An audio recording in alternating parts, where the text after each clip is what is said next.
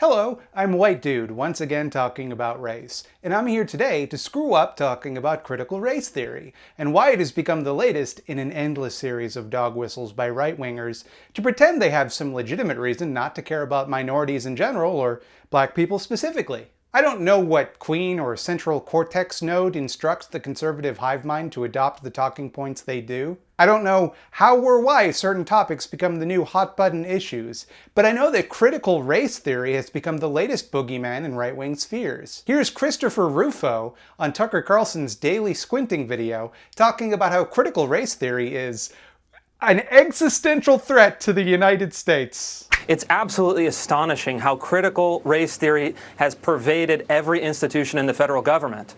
And what I've discovered is that critical race theory has become, in essence, the default ideology of the federal bureaucracy and is now being weaponized against the American people. But conservatives need to wake up that this is an existential threat to the United States, and the bureaucracy, even under the Trump administration, is now being weaponized against core traditional American values. And I call on the president to immediately issue this executive order and stamp out this destructive, divisive, pseudo-scientific ideology at its root. You might be overstating your case there, Chris. Maybe you laid it on a little thick. And a finger curled on the monkey's paw when President Trump, who for those of you who don't know, is President of America, announced he would sign an executive order to bring back patriotic education. Nothing worrying about that by getting rid of critical race theory and propaganda like the work of Howard Zinn. By the way, people are always asking me for more to read, and if you're in the States, you should probably read Zinn's A People's History of the United States. That gets the Thought Slime quality seal of good reading book. To me, this situation illustrates the adage, when you're accustomed to privilege, equality feels like oppression. I tried to look up who wrote that. Turns out, people don't know. I want you to keep that in mind as I move forward in this video. Do you think that they're looking at these ideas as presented and finding genuine fault with them? Or are they perhaps inventing strawman versions of CRT to avoid truths that make them uncomfortable with their place in the world? Or perhaps pose some sort of financial risk to them? That's what I'd like you to do, but you're not gonna. No matter which side of the question you land on, you're locked in. You're already leaving your comment. I'm just yelling into the yawning void where our curiosity used to be.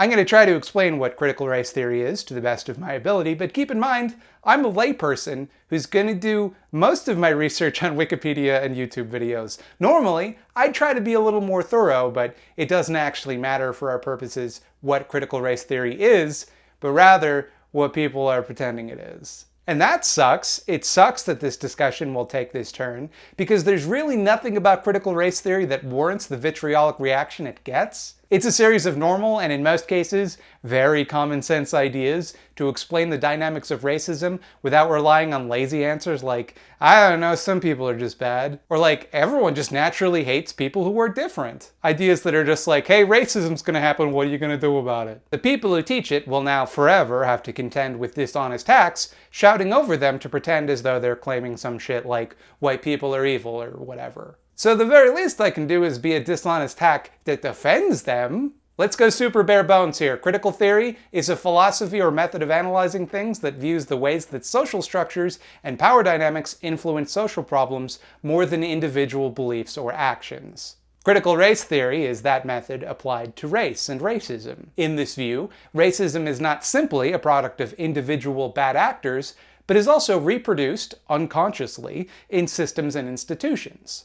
Racism is baked into how we do things in ways that we may not realize and may not even intend. I'll give you an example. Eurocentrism in history education. That's when you focus on Europe or the descendants of people from Europe in history and kind of ignore the rest of the world, where things also happened. An educator may not set out to center European history, but the tools and information available to them might treat that as the norm. Regardless of intent, this results in the history of people from other continents being neglected, thereby presenting their story as less important than that of whitos like myself, and less worthy of study. That's all it is. Well, okay, obviously that's not all. I'm not going to do like a semester's worth of critical race theory education in this YouTube video. Obviously, it's more complicated than that in a lot of ways that I'm particularly ill-equipped to discuss. I'm not going to sit here and pretend like I have the education, life experience, or just natural brain smarts to do the subject any justice. But if you just want a simple answer to the question, what is critical race theory? It's that. It's that thing I said. If you're looking for an answer to the question, how come everyone's mad about it? Stay tuned.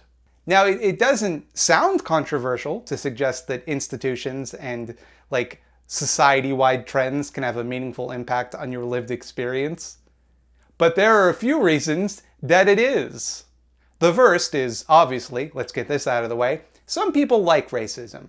This is a Thought Slime video, so you know I have to call something racist. That's the whole trademark thing that I do in every video. So just to tide you over for now, like when a medieval king or knight eats a big turkey leg, that's racist. That's racist now. Kings and knights are canceled. Anyway, some people like racism, consciously or unconsciously, and they think racism is very good. So when you're like, hey, let's do something about all the racism, they're like, nah, racism is tight, let's not. By no means is this the majority of people, or the majority of people that are opposed to critical race theory, but obviously they exist. Let's just get out of the way.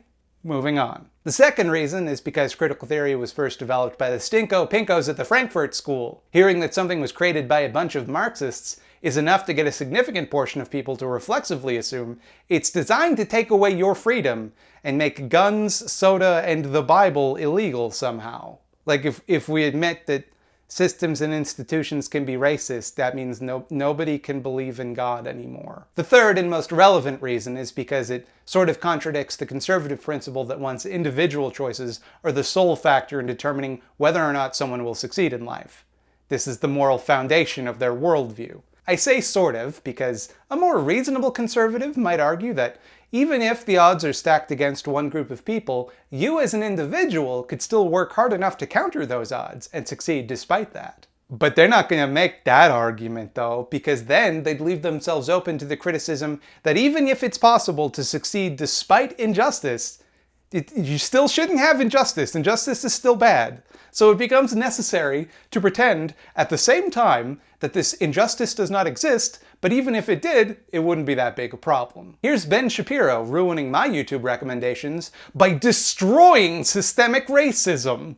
Shouting institutional racism does not actually combat racism. You have to find individual instances and you have to show me who the racists are so that we can fight them together.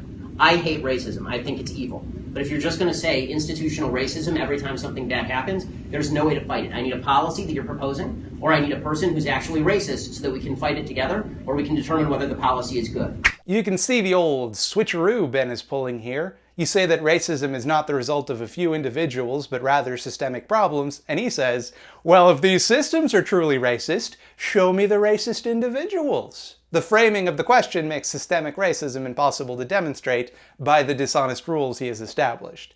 In order to give him evidence he will accept, you have to pivot from systems to individuals. Otherwise, you're giving a cop-out answer. Generously, though, he'll also accept explicitly racist policies, but not the discriminatory result of policies which are not explicitly racist. Racism has to be a choice that a person made, not the result of implicit or unconscious racism in systems or institutions. That's the only way to prove that racism is the result of implicit or unconscious racism in systems or institutions. So for example, sentencing disparities between powder cocaine possession and crack cocaine possession can't be entered into evidence in Judge Shapiro's courtroom.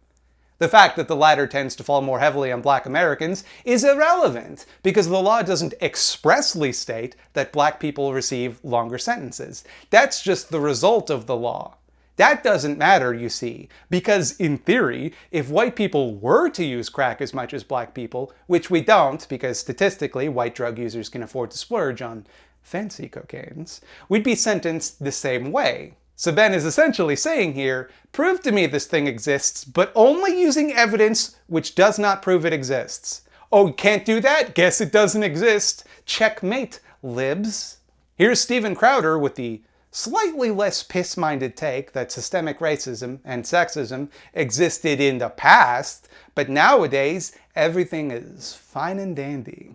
So again, let's compare this to examples of actual institutionalized racism, like being prevented from voting, being forced to not being allowed to sit at the front of the bus. That was a big one. Yeah. Now, almost all of these movements today, if you contrast institutionalized racism, and if you look at that, by the way, they were won legislatively. Mm-hmm. They were won through education. Yeah. Whereas in this case, these modern day movements, these modern day movements are won by keeping people in the dark. Let's look through all of the major movements in recent memory. And the catalyst was something anecdotal. So as a matter of fact, there is zero evidence. Just like there is zero evidence that women are oppressed, and there is zero evidence of systemic, institutionalized discrimination and or racism. But rape culture now, people believe it. It's hedging your bets on failure. It's giving you an excuse for your poor behavior, for your failure, because you chalk it up to some discrimination that doesn't exist. That's the reason people use this right now. I say that this take is less piss-minded because it allows for the possibility of systemic racism or sexism. It just denies that it's currently a thing. Make no mistake, however, his mind, it is still pissy. He claims that white people are more likely to be arrested by the police than black people, which is A, demonstrably not true when accounting for the percentage of each type of person in the general population, and B, in the fictional world where it were true, that would be an example of systemic racism. It's worth noting, however, that in the real world, the world that you and I live in, there can't be systemic racism against white people because we're the system. The system in question is us, white people. Crowder claims that past civil rights movements have been responses to specific injustices, but current civil rights movements are just whiny babies who want to feel like victims. And you can kind of see how this rhetoric lines up with Shapiro's, unless you can point to a specific, discrete instance of a problem. You shouldn't complain. It's not worth analyzing or attempting to fix larger societal problems, only specific instances of those problems as they prop up. To them, fighting racism is a game of whack-a-mole, where racists pop up out of nowhere for no discernible reason, and you deal with them one by one, forever. Acknowledging systemic racism compels you to do something about it, but pretending that racism is simply the actions of individuals means you can just sit back and say, well, we'll deal with it when it comes up on a case-by-case basis. Atomizing racism into individual actions also has the added benefit that it makes it that much more difficult to establish a larger trend if you can present a reasonable-sounding alternative explanation for individual actions. Think of it like this, okay? I'm trying to explain that the ice cream stealing club keeps stealing my dang ice cream. And my friend, Dave the Conservative, says, hey, you can't generalize the ice cream stealing club that way. Give me specific examples of people from the ice cream stealing club who stole your ice cream. So I say, okay, the treasurer of the ICSC, the PR manager of the ICSC, and the president of the ICSC all stole my scoops. My precious scoops. And Dave says, well, the treasurer didn't have groceries that week, so he was probably hungry. The PR manager might have thought it was her ice cream, and the president claims they don't even like ice cream, so it's their word against yours. Seems to me like none of this has to do with the ice cream stealing club, but just a few bad apples. And yes, perhaps it is reasonable to think that any of these actions taken in isolation is unrelated to any sort of systematic ice cream theft. Each one of them could be a coincidence. But when you look at all of them together, it's pretty clear that there's a trend that might require changes and new policies for the ice cream stealing clubs. Like perhaps they could be defunded or abolished. You can tell in this metaphor, the ice cream stealing club is the police, and ice cream is human lives. Anyway, you can watch this principle in action whenever a black man is murdered by the police. They must have been doing something wrong. He had a criminal record, or he must have reached for something that looked like a gun, or he's probably on drugs. He did drugs probably one time. You see, there's a reasonable explanation for the hundreds of times this happens every day. It's not a structural problem. It's just hundreds of individual problems. The guy did drugs.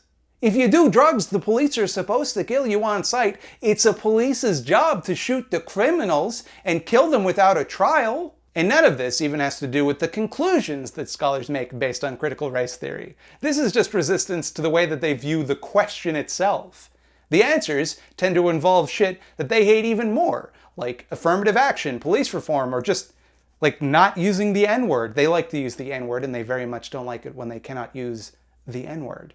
That maybe if some people have all of the shit and they have it for unfair reasons, we ought to take some of their shit and give it to people who have less shit for those same unfair reasons. That maybe if some people got rich off of other people being oppressed, that the oppressed people should at least be entitled to some of the proceeds. Critical race theory critics, critical race theory dislikers like to use the word divisive. This rhetoric is dividing us. It's pitting everyone against one another. Right against left, black against white, hot dogs against hamburgers. This country is falling apart. But what do you think is the more divisive message? That your problems are your own fault, and if things seem unfairly positioned against you, it must be because you, and people like you, personally suck. Or everything is fucked up real bad in a way that's still fixable, and if you try to see it from someone else's perspective, you'll understand that. Hey, speaking of inscrutable forces that have enormous malevolent influence over our lives but are invisible to most people, hello and welcome to the Eyeball Zone. Here in the Eyeball Zone, all small leftist projects are observed, none escape our notice. Hey, who wants to fetishize some dang commodities with me? Check out Left Merch Apparel to get all sorts of pinko clothes, bags, and stickers.